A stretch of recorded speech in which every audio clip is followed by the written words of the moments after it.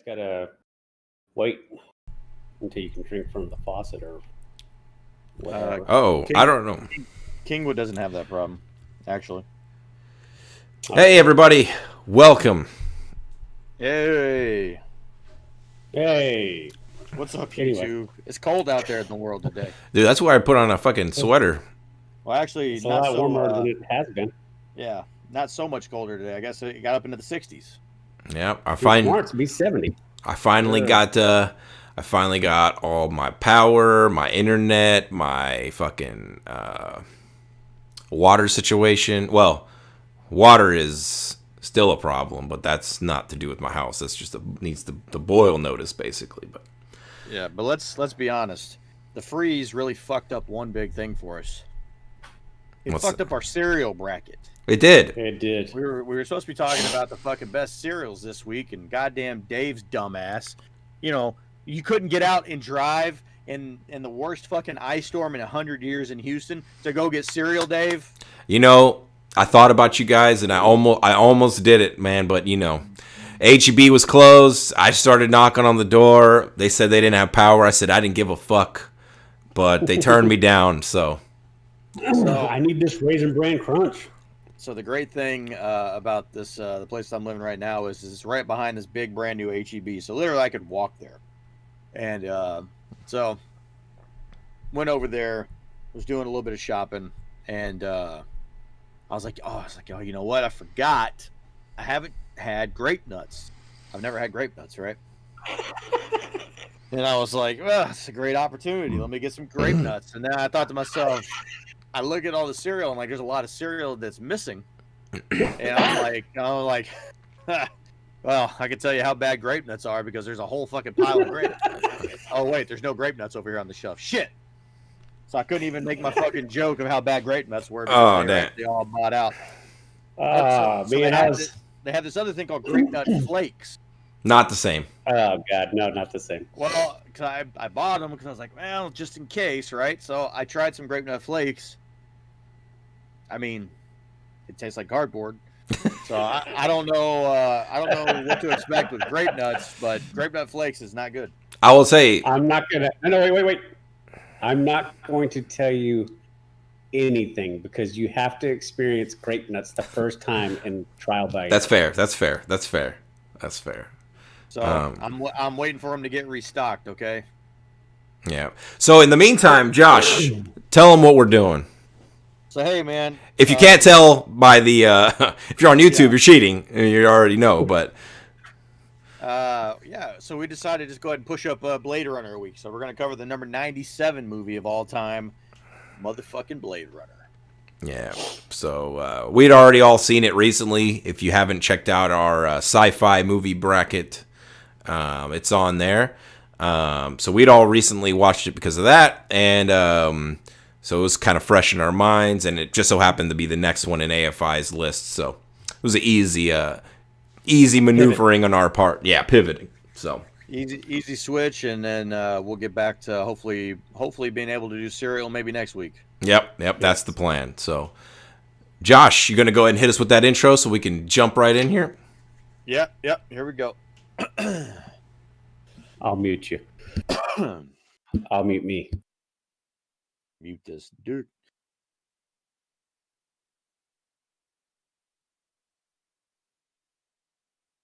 Hello, and welcome to Three Guys and a Mic Presents, a comprehensive review of the American Film Institute's top 100 films of all time. Number 97, Blade Runner. I'm your co-host, the Human Dart. Along with Jason Tsunami. And David Disaster. Oh, hey. One shot. I was going to just sit there and go dead air waiting for you to go alongside with. You didn't set me up, so I just jumped in. Yep. You gotta be on the ball, Jason. Josh likes to keep you on your toes. I guess so. I missed it. Dave, so guys, did anything exciting happen this week? No, actually not. Actually not, dude. It was really cold. Okay. It was actually pretty chill. Yeah, that was pretty much dog shit. Yeah. Yeah, it was. for those of you that maybe don't live in the Houston area and aren't friends with us that are listening to this podcast, it was really cold in Houston this week. Just to put it in terms of historic purposes, this is the coldest it's been in Houston in almost 120 years on this day. Yeah, and I do want to say something that I saw a lot going around on Twitter and Facebook and stuff like that. I mean, a lot of it was in good fun and it's fine, but I think there were some people up north or in the Midwest that were looking at they were looking at Texas like, oh, you can't handle snow, and it's not that we can't handle cold, although it was fucking cold. It's I don't have power and water and internet. Yes, and it's not because of the snow. It's because it was 15 degrees for like 3 straight days. And it's also because the fucking Texas power grid, ERCOT, and all of them are just, without, getting on a pedestal. It was a completely clusterfuck situation. That's all I'll say. So, the only thing worse than all this issue this week is the fact that we have to talk about Blade Runner now. Yeah, that's the best part. Instead of cereal. Sorry, everybody. Instead of talking about cereal. So yeah, this freeze, besides messing up, hopefully, in all seriousness, hopefully everybody that listens to this, and even if you don't listen to this, hopefully everybody made it through okay. Hopefully there's nobody's dead out there. I know there were some folks. There was a little young man that died up here near me of hypothermia. Jesus. So he went and played in the snow, and then he couldn't go back inside and heat up. So hopefully most of you guys made it through okay. Yeah. Absolutely. But now back to the joking side of this. The most important thing this thing fucked up was our cereal bracket this week. Yes. We weren't able to get out and do enough research on some of the cereals on this list. I've never had grape nuts. Dave apparently has never had like 4 cereals on this list. No, I'm missing Raisin Bran Crunch and Life. That's what I'm missing. Best ones. You're not. Yeah, Raisin Bran, you're missing out on big time. Let me tell you a little story, dude. Life is not the stone cold of this bracket.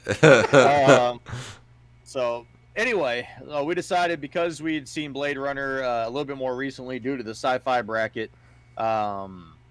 Check the archives.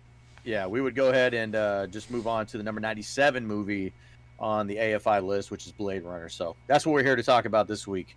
The fucking 1982 cult classic sci-fi noir film, Blade Runner. Yeah.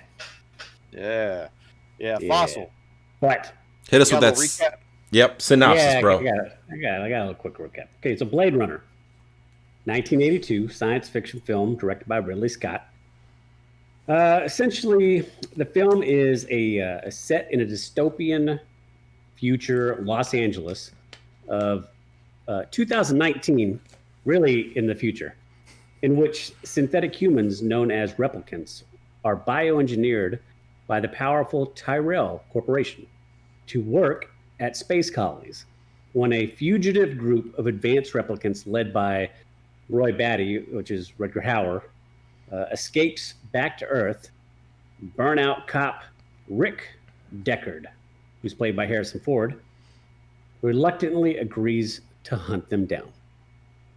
That's basically the gist of the story. Yep. So Blade Runner, made 1982. This was made for a budget of $28 million. Box office wise, box office made all of 42 million worldwide. As Dave contested on the sci-fi bracket, there were other releases of this, so the true box office success of this is a little muddled, but we're going to go with 42 million, so not overly successful. No. To that point, what you just said, I looked it up because I remember talking about it. 7 different versions of Blade Runner exist as a result of like controversial changes requested by studio executives. Yeah. It wasn't until the most popular, I guess, would be the 25th anniversary digital remaster version, which is the only version over which Ridley Scott retained artistic control, and that was the final cut version. Yeah, and that's the version. That's the only version I've ever seen. Yeah, we should clarify for those listening in and watching That is the version we are reviewing today. Is the final cut. I'm not sure what version. Well, this AFI list I think was 2007 is this most recent one. Yeah, No, I believe so. Oh, okay. I thought it was later than that. Well, I guess we should say I don't know what version AFI watched. I don't even know if the final cut was available for them to review as part of their list, but that's the version we're reviewing. Yeah.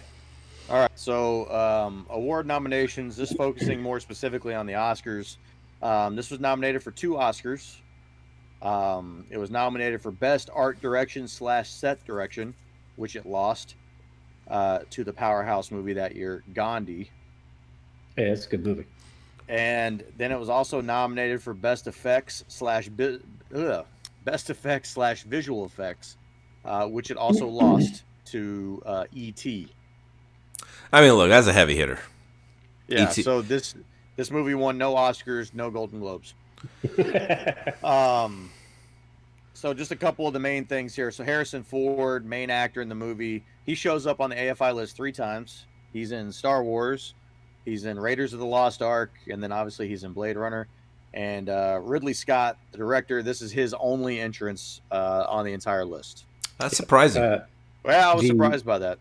The reason that you just mentioned those 3 movies, the reason that Harrison Ford was actually cast was because he had just come off the Indiana Jones film, and he was still kind of riding the crest of the Star Wars films. And Dustin Hoffman decided he didn't want the role. I almost think it might have been better with Dustin Hoffman. I don't know. I don't know. I can't. I don't remember what. I can't picture Dustin. Well, see, here's the problem. When I think of Dustin Hoffman, I think of like older, more recent Dustin Hoffman, and so like Captain Hook. Yeah, I just can't. I can't put Dustin Hoffman in that role as Deckard. So I just keep thinking Rain Man.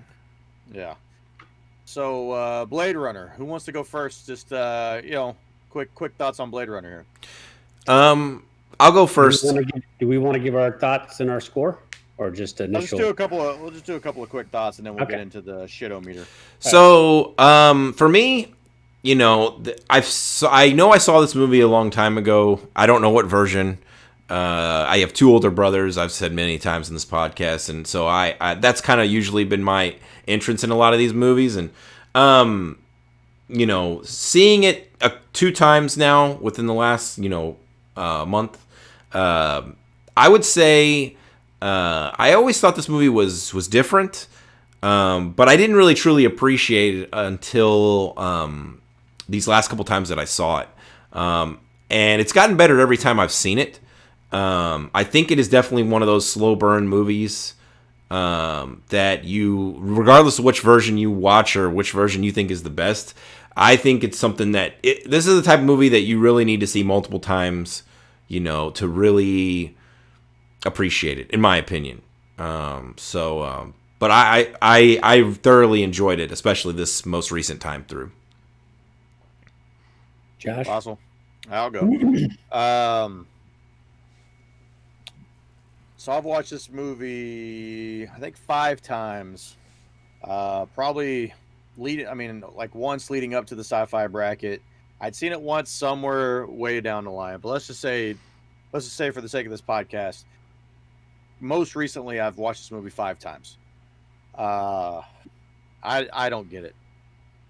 I don't understand this movie. I get what it's supposed to be. I've done a lot of research on it. I purposely watch it many times because there's movies sometimes that I watch once and I'm intrigued in it because maybe it's something in there that was interesting, or the fact that both of you guys like this movie, and we're typically pretty close on what we like. So I said, maybe I wasn't paying enough attention. Maybe I was playing on my phone. Maybe I missed like a thing, right? The one thing in there. And I go back and I think about movies like Once Upon a Time in Hollywood, where I saw it for the first time in theaters, and I was like, well, there was cool parts, but I didn't really get it. And then I went and did some more research, and I was like, oh, now I understand. And I went back and saw it, and I was like, holy shit. or like American Gangster with Denzel and Russell Crowe. Like first time I watched that, I was like, I didn't really understand it, but now it's like one of my favorite gangster movies. I love that movie. Yeah. So I was hoping that through asking you guys countlessly, why do you even like this movie, countless times, looking online, going through Reddit. I have a friend, a coworker of mine that I asked last night because I remember having a conversation with him years ago where he's saying this is one of his favorite movies. And I've just come to this determination. I'm stupid. For those of you out there, hopefully you get this reference. A couple of bands that are pretty popular out in the world. There's a band called Pantera, right? Yeah. Texas band, Dimebag Darrell, known for just nasty groove metal. And then a band like Dream Theater, as an example, right? Dream Theater, all very good musicians, very, very good, different. Very technical. They do different time signatures. You're not just going to turn on Dream Theater and just start headbanging. You're going to have to stop and think about it for a little bit and think about the timing. Whereas Pantera, you're going to turn on 5 minutes alone and you're just going to start headbanging, right? I subscribe more to the standard. Let me just go on and headbang method. There's not enough action in this movie for me. I think for what I want it to be, for like what the story is, and there's not enough Harrison Ford. He's in this movie for like 20 minutes. I feel like it's very little. And I think to myself, like, why do I care about some of the storylines? Like, should I care that people seem to think that Harrison Ford is a replicant? Should I care about that? Oh, I didn't know if that was rhetorical or if you're asking. I'm just asking. I don't know. So, look, overall, like, is this a bad movie? I don't know if it's a bad movie. It just doesn't do it for me. Yeah, is what I would say. I liked it better on the fourth watch than I did the first three watches after like reading everything and talking to you guys about it countless times. I think I got it a little bit more. I understood. The note I took was, I wish I could see this through the eyes of somebody in 1982. Yeah. Because like as I'm watching this movie and I'm just trying to take in the surroundings of the movie, right, and the set pieces and the design and the world building that's going on, right. I'm thinking to myself, like, dude, this is like, I imagine in 1982 this was pretty badass. Like, if I hadn't seen Thanos bring a whole fucking planet down on top of fucking Iron Man, Yeah. I might look at this movie and be like, holy shit, this is some of the best shit I've ever seen. But we're so far past it now. That I don't think that really, I don't get the same feeling from that. And I feel like that's the only reason this movie is on the AFI list, because it didn't win awards. It certainly didn't have box office success. Yeah. Like the only thing I could think is that it pushed the boundaries, the technical boundaries of its time with the design of this movie. That's the only thing I could think. Yeah. Well, I'll let Jason go. We'll let Jason go first before we get into discussion or whatever. All right. I'm going to keep this short. I enjoy the movie. I like the movie. I've always liked the movie more for the premise of the movie more than, say, the special effects, practical effects, or the action or anything like that. I will say that I think I said this when we did our bracket, but I think I actually liked this better back in the day. And to Josh's point, when we get to it, like, it just doesn't age all that great as far as what you see on the screen. And we'll get into that. But I still enjoy the movie. It's not something, and I'm not like Josh. I don't just like turn on a movie just to watch a movie. But I did enjoy watching this when we watched it when I watched it last month, and I tried to jam in another watch today, but only got about 60-70% through. But overall, I still like the movie.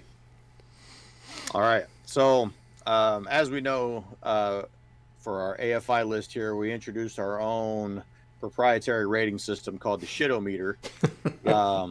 for all of these movies, and the name of the game is to get the lowest score possible. If you get a 1, you are clean, you're pristine, you're a great movie. Yeah, 1 to 10, isn't it?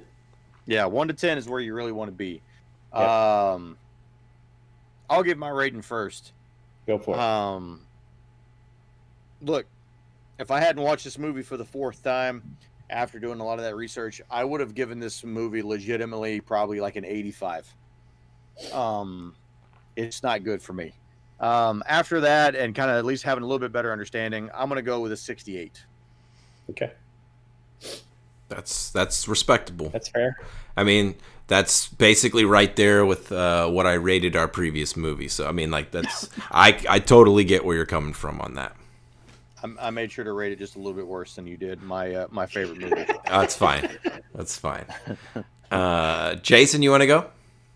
Yeah, I have a little I'm gonna kind of give you why I went with the score that I did. I mean, look, it's a solid film, and like I said, I really liked it. But the practical effects and some of the a good portion of the acting for me is suspect. But this movie hits me with the premise and the idea, the concept.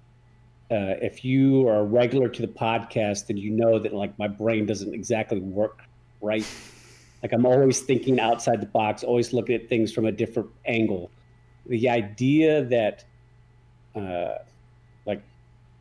that creating a replicant upon knowing like their shelf life is like so short, like it just begs the question, like in my brain, like at which point do you take the programming far enough would the thought or the idea, the conception of survival be sparked? And that's really like what drives the movie for me. Now I'm not blind to its faults, and so my score is going to be a 39. Okay. So I prior to the rewatch that I finished yesterday, I was sitting at a 38.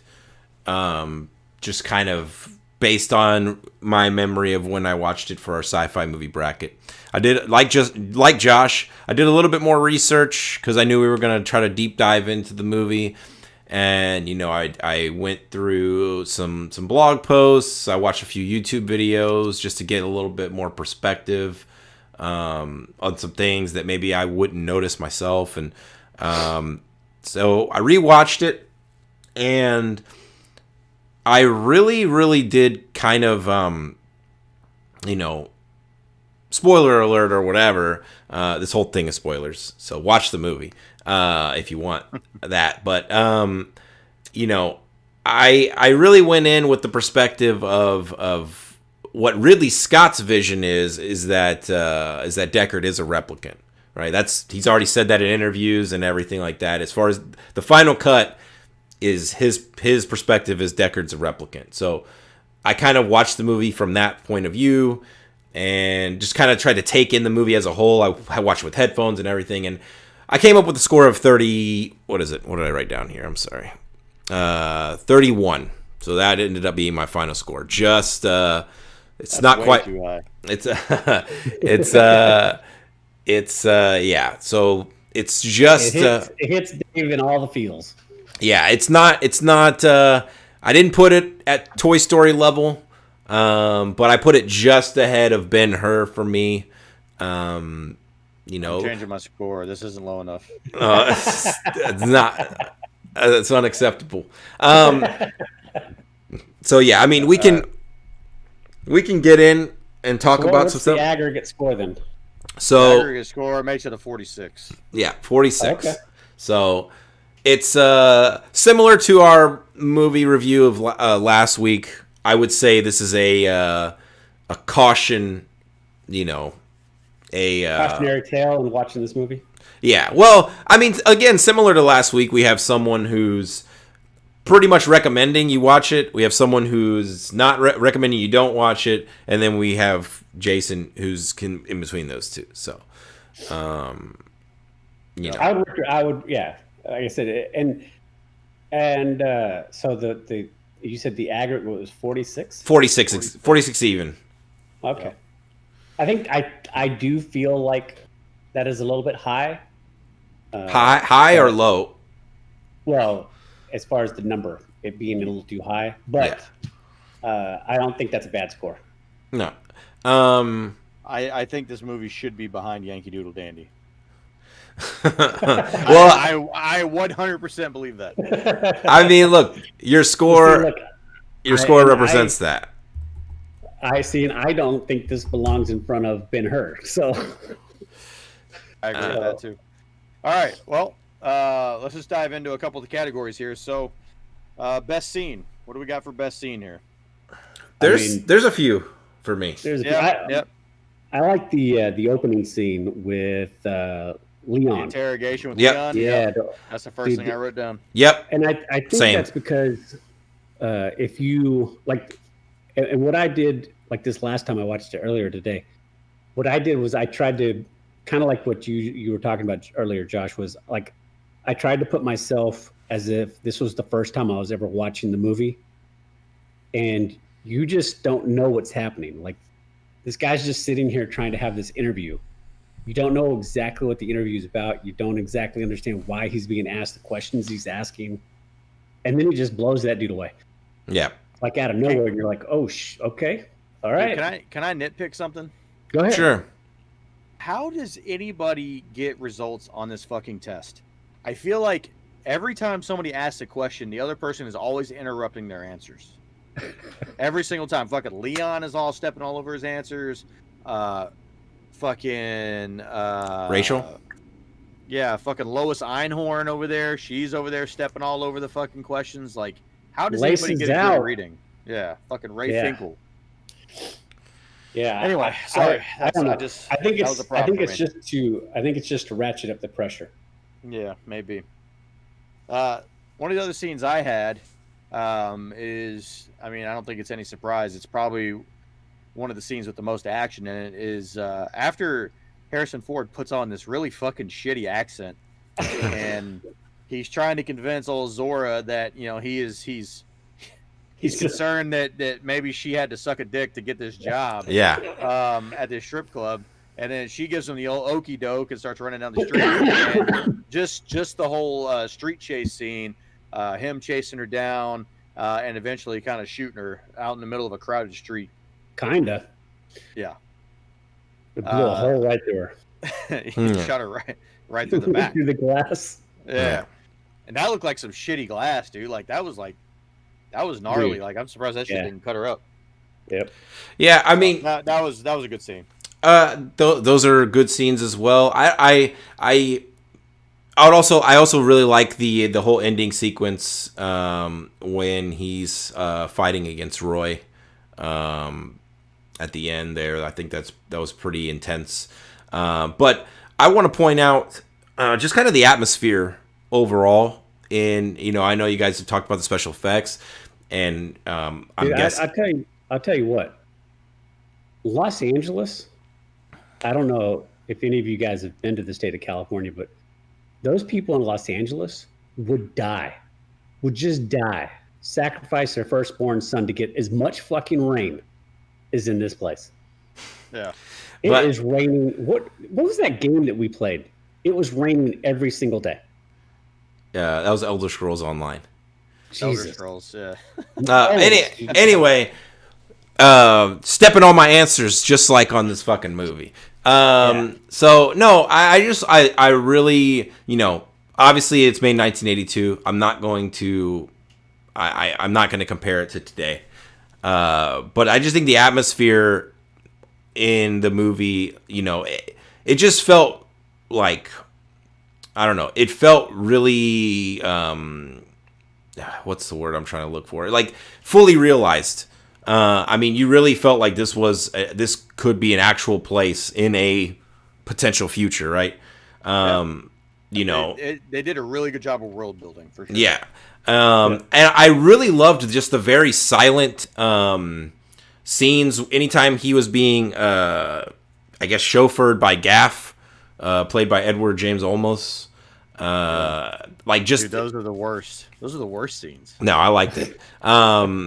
Because you really got to see like the whole horizon, the whole landscape. I mean, it's a terrible fucking place to live.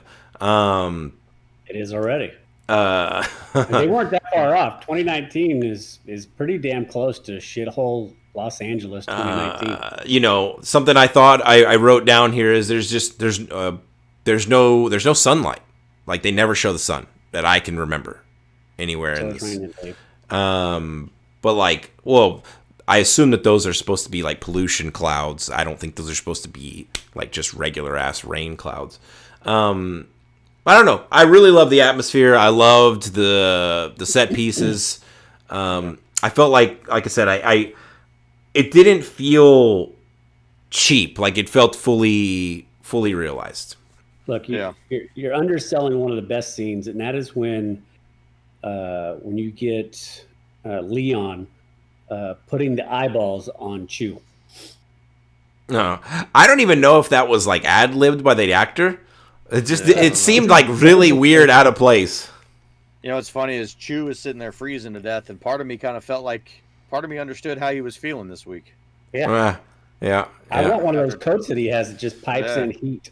No shit. We're all missing. I'll say honorable mention would be when Roy is squeezing the skull, crushing the skull of Tyrell. Yeah, I was literally about to say honorable mention for that scene as well. I do get a little bit of enjoyment out of that scene as well. I mean, because look, the actor Rutger, I'm sorry, what's his first name? Rutger Hauer. Rutger Hauer. I mean, dude. That dude. I mean, he was looking really fucking intense. Like he was actually crushing that man's skull. Yeah, look, I've only ever seen really outside of, I know he's in the newer Batman series with Christopher Nolan.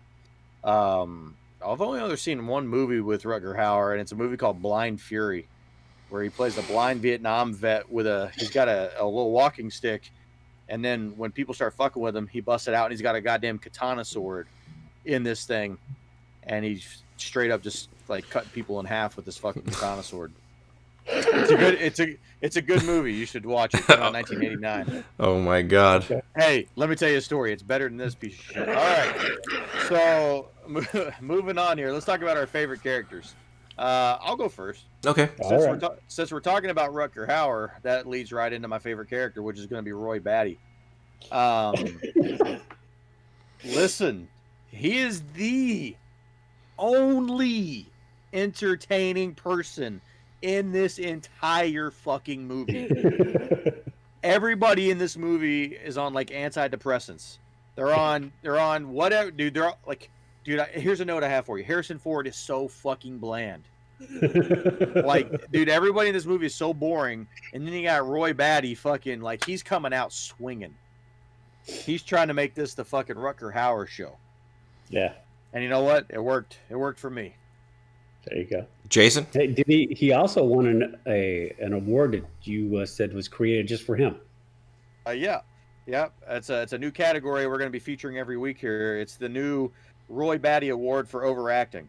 There you go. And it goes to none other than Rutger Hauer, who plays Roy Batty in this movie. Because, man, let me tell you about that whole last scene. It's cringy as fuck. Bro, he runs his head through the wall. Okay? Through the wall. Like, he could just kill Harrison Ford. Okay? But instead, he'd rather run his head through a wall so he could fucking, like freak him out. Yeah, you know, just fuck with him a little bit and taunt him. I don't understand. Well, he's trying to feel alive. His body is dying. That's also he runs a nail through his hand to get it back. I get it. Yes. I mean, the thing is, Roy, the character, is not crazy. Well, he kind of is a little bit crazy because he's killing people, but he's ultimately just trying to feel alive. He's I mean, he literally reaches the end of his rope at the end of it. So I mean, I don't know. And he's terrible at the counting game too. The counting game? Yeah, because he's giving fucking Harrison Ford like a head start, right? And he starts counting. Oh yeah. And he's like 1, 2, and then he doesn't pick up like 3 and 4 until like 10 minutes later. I mean, he clearly is not. I mean, look, if he wanted to kill Deckard, he would have, for sure. He could have ripped him. He could have grabbed his hand, broke his fingers, and then pulled him through the wall and killed him. Yeah, well, that wasn't the goal. That wasn't that wasn't the goal. He saved his life because he knew that Deckard was a replicant. So that's why I'm supposed to care that he's a replicant. No, I don't think he saved his life because he's a replicant. I don't care who says what. I always prescribe to the theory that Deckard is human, even though Ridley Scott says he's not. I could care less. Okay. All right. In my brain, he's human. All right, Fossil. Who's your favorite character?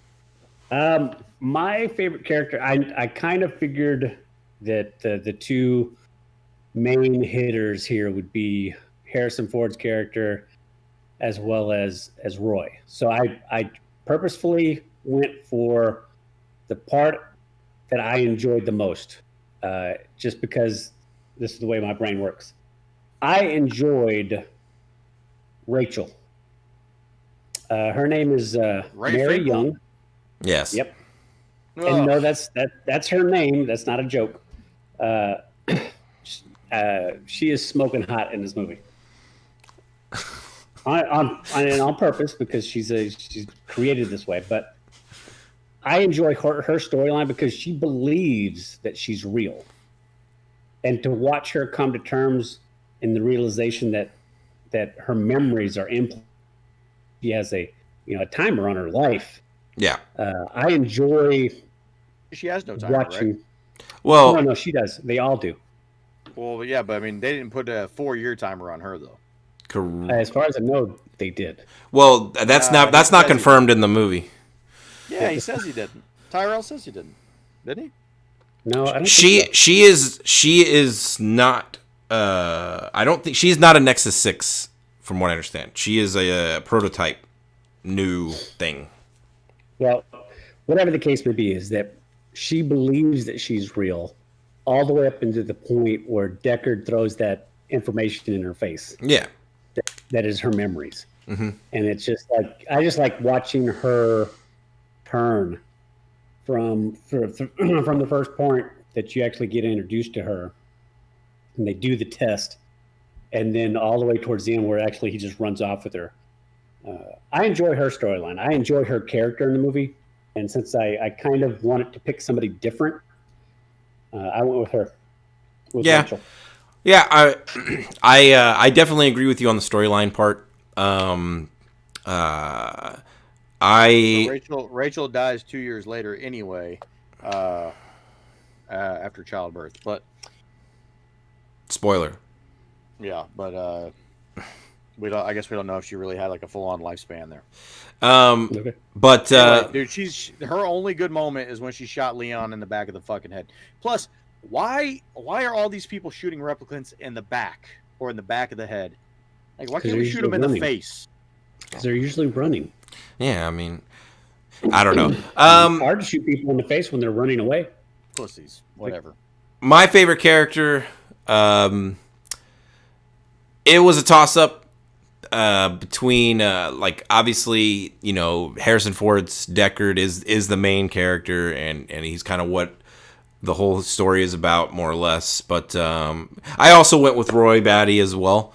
I just thought Rutger Hauer's acting was, like Josh said, was a cut above pretty much everyone else's. I just thought his character was really intense, and I thought it was Roy's character is interesting. How he's just kind of like losing his mind, basically. And then he kind of goes out on his own terms at the end. He ends up saving Deckard, and then just kind of powering off, more or less. So I thought he had he thought he had a really interesting arc. Yeah. But also honorable mention of Gaff. Yes, Gaff is his name.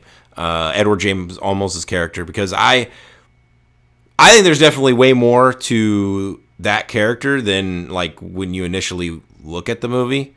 Dude, he's really good at origami. Yeah. See, I In my brain, I always think that he is the replicant. No, but I mean, I don't care it's up for I mean, I'm just we can debate that whenever we want to, but I think I would just say who cares. Well, that's the point of the movie. At the end of Titanic, like we all know that the dude can get on the plank with Rose. Oh my god. I don't care what Ridley Scott says. Okay. All right. I'm gonna rename. What's Rose's last name in Titanic? Fuck, I don't know. Rose, the killer. Rose Swan. No, Swan. Nope, that's not it. Hold on. We're just gonna give all these categories new names here. That's so dumb. All right, we're moving into the Rose DeWitt Bukater. Can we just name it something else, please? Yes. The least favorite character. Least favorite character. I want to go first. Oh, then you go, Dave. You go. Go already. J.F. Ferguson, or is that his name? Ferguson? Oh my god. Sebastian. Sebastian, my bad. J.F. Sebastian, least favorite character. Why are you taking my shit? Least favorite character. This dude. You don't like that guy? This dude. He give it. The first note I have for him is the fucking creep show. Yeah. He's like, you could come into my house. Like, he's just like, he reminds me of the old man from Family Guy. And also, he says, I'm 25 years old. Motherfucker, stop lying. He's talking about he's got some random age disease, and that's why he can never, like, have any friends or never can be with anybody. And then at least as old as the fossil. And he's the reason Tyrell gets killed.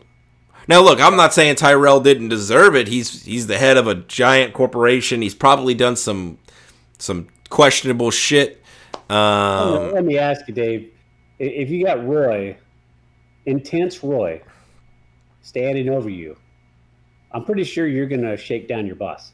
Yeah. Yeah, but I mean, we don't see what happens to him, but I'm sure he does not survive. I got it. Oh, he dies for sure. I got a couple of questions. All right, do about JF Sebastian. Yeah. What is he doing with these little dolls? We know what he's doing with those little dolls. Like the two little dolls that come and greet him that are alive. Yeah, we know. We know exactly what he's doing with those dolls. I mean, he doesn't have any friends. He's only got these dolls. He's probably if he ain't. He says he ain't doing it with those dolls. He's doing it with some other doll that's hiding in a corner somewhere. That's crying. Oh God! It's the crying doll. Yeah. And why does he think Pris is into him? I mean, I know she's trying to do a good job of trying to sell that she might be into him a little bit. But, I mean, look at this guy, and look at her. Well, look, this is probably the most attention he's ever had from someone that he thinks is a human. Yeah. Which is a great segue into my least favorite character. I was gonna say Pris was an honorable mention for me. I almost picked her. Oh no, Daryl Hannah. I'm not. Look, I can't stand her character in this movie. I'm not a fan of the actress. Not a big fan of her. Period. The only thing that I ever enjoyed that she did was get her eye ripped out in Kill Bill. Yep. But every time she's on the screen is the only time in this movie that I want to skip or fast forward. That stupid backflipping shit she did right into that gunshot blast into her chest. I was about to say, I made a note of this of, why did we go back? Why did she go back to the gymnastics? I don't. Like, I understand, like, you get it the first time, it works, you do your thing, but why do you, like, you're kicking Harrison Ford's ass. Why are you going back to doing this flip gimmick? Well, yeah, she had him dead to rights. She was choking him out. Yeah. He was as good as dead. Yeah. And then she backflipped herself right into a blasted chest cavity. Yeah, dude. His favorite character is Pris. Yeah. All right. What do we have that's aged poorly from this movie? I'll go first. The one thing that I noticed, especially on the second time through, that I guess I just missed the first time, was when Deckard. It's when he first kind of kisses Rachel. Oh, when he rapes her? Hold the fuck on. Jesus are we Christ. talking about Biff Tannen all of a sudden here? It's basically when she gets up, she tries to leave, and he literally like forces the door closed, puts hands on her, pushes her against the wall, and I guess she eventually concedes to He makes her tell him she wants him. Yeah. I mean, that's you know, That's not a good look for her. that's not a good look. Now, granted, they're both replicants. they're both androids. So you know, it's okay. According to you, Dave. Is it rape if it's Android on Android? what I'm just saying is like it definitely is not aged well. It's not. I don't even think it was good at the time. I mean, 1982. I think it was just not a good scene. In 1982, you'd be like, what woman could ever, tell Harrison Ford no? The music also made it seem like this was supposed to be a little bit romantic. And I was like, literally like, yikes. That's like, as I'm watching it, I'm like, this is a big yikes. Didn't I text you, or we both text each other watching this scene back? Yeah, it's rough. Yeah. You guys can't text me about these weird scenes. I actually don't even know what Jason's talking about. I'm glad it's three guys on the mic here. One of the things I had for this is just the year that it takes place in 2019. Listen, we're in the year 2021 right now, and I think maybe the movie was just a little bit ahead of its time. Okay, we're working on turning into a dystopian society right now. Okay, we got the pandemic, we got the fucking Great Freeze. We're getting there. Okay, but we haven't quite made it yet. It's still not quite as bad as what we're seeing in Blade Runner. I also have all the smoke. Dude, what the fuck? Like, these cigarettes they're smoking, these are filterless cigarettes. Okay? These give off more smoke than coffee. Jesus Christ, man. The smoke on this is so big. Like, it's almost to the point where it makes smoking look cool. I was thinking back to that movie, Thank You for Smoking, where he tries to reintroduce smoking in movies. Yeah. Yeah. Like I was having flashbacks of that and watching this. And then just the costumes. I get it. We're in a different world here, but like, goddamn, Pris looks so fucking stupid at the end of this movie. Yeah. Do you have anything to age poorly? Yeah. I mean, besides the Deckard part, this is a pet peeve that I have in a lot of these movies in which they try to forecast the future and create this futuristic world. I hate when they take cars, slap some siding over the wheel wells, and turn the doors into like gull-wing doors and say it's the future. And then as these cars are driving around, all the shit that they have super glued on the car is like wobbling all over the place. It's just like, it reminded me, what was the... Remind you of the car from Double Dragon? Yeah, that and Christian Bale. The Batmobile? No. Where they do the dancing gunfighting shit. Equilibrium. Oh, yeah. Where they just take some cars, paint the whole fucking thing one color, slap some fender the wheel covers over the wheel wells, and it's like, it's a Cadillac. And look, I don't want you to talk about Equilibrium this way. It's called It's gun kata. Okay? Yeah. Oh, sorry. Get the shit right. It's not dancing gun thingy. It's gun kata. Hey, listen. And it's fantastic. Anybody who has not seen this film, do yourself a favor and watch it before you ever watch Blade Runner. Oh, I was about to say, do yourself a favor, like turn off Blade Runner and go watch fucking Equilibrium. That's a great movie. Age well. That was my two things that I wrote down. For me, aged well, I have Blade Runner, the title. It sounds really cool. Are you kidding me? No, what? Go ahead, dude. Keep going. What? You don't think Blade Runner is a good title for the movie? I think it is. I think it's a cool title. I have a question though. Why are they called Blade Runners? I have no idea. And I don't have the answer to this, so it's not a loaded question. I'm just curious, like, why are they called Blade Runners? I don't know. I mean, why does any movie call any of their shit what they call it. I mean, they just come up with a name. I mean, Dave, don't get defensive, motherfucker. I'm just asking a question. I'm not Ridley Scott, bitch. I don't know. I mean, Jason's over here already like, I don't care what the creator of the movie says. I don't care what Ridley Scott says. He's wrong. I will tell Ridley Scott his old face. I will. Like somebody just put these two words together and he's like, fucking Blade Runner, do it. We're going to call these guys Blade Runners. Why? Because it sounds cool. What does it matter? Yeah. Why are the Dallas Cowboys called the Cowboys when there are no Cowboys? They were. I mean, In Dallas. Yeah, just like your team used to be good. They were good. I know. To think that in the last 25 years they haven't won anything, but they still have more. Here we go. Anyway, the other thing I had for Age Well, two other things was just the set design overall, which we talked about a lot, and then old Sean Young / Lois Einhorn being in this movie. I thought that was when I realized who that was, I was like, oh, Lois Einhorn. This is Fucking out. Ray Finkel. Let's go. Yeah. Yeah, I mean, I said this already, I'll just say, I just think the world is aged really well. I think, I've also seen, this makes me want to see the sequel. I've seen the sequel already, actually, but I kind of want to see it again now that I've recently seen this movie. I agree. I am willing. I am definitely willing to watch the sequel at this point because after watching this movie a bunch of times, like I feel like I kind of need to now.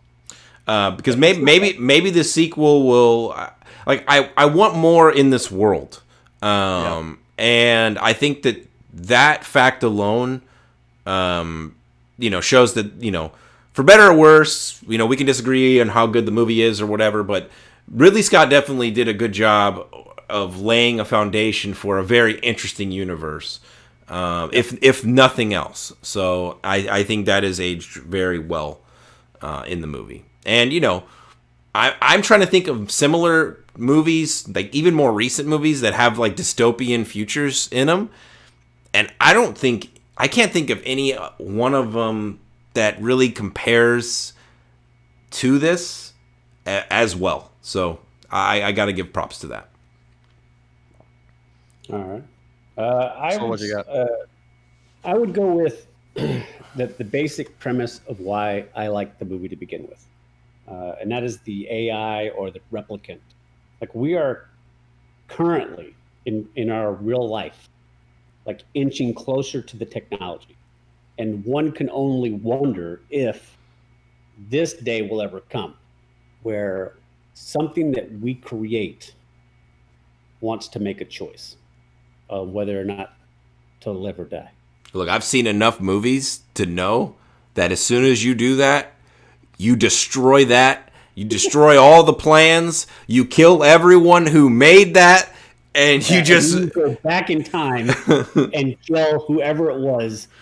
Yeah, like I've seen too many fucking machine takes over the world movies to know that that's a bad move. I know this. The Google Homes and the Amazon Alexas are going to come to life and fucking kill us all. Yeah, I don't have one. But the last thing I need is Yeah. Alexa making the refrigerator go in there and follow me. This is why Jason doesn't turn on his camera so we don't see his fucking foil hat. That's right. All right. we don't see the bunker he's in. Yeah. Last category here. Is this movie rewatchable? And Josh, you don't count because you always watch movies 4 or 5 times, because otherwise you'd have to say yes every time to this category. No, this movie is not rewatchable. I forced myself to watch this movie because I want to like this movie. But there's nothing wrong with that. I'm never going to watch this movie again. I'm done with it. That's fine. That's fine. I'll say this. I think it is rewatchable if it's your thing. Like, I do not see myself watching this movie again. Like, I've had my fill. I probably won't watch this movie again for another 5-10 years. So then that's a no. No, because that's about the time frame that I watch movies in. So for you, it is rewatchable. Yeah, it is rewatchable. I just won't be watching it anytime soon. I think we have different definitions of rewatch. we definitely do. There's a scale. Josh, how many times have you seen RoboCop 3?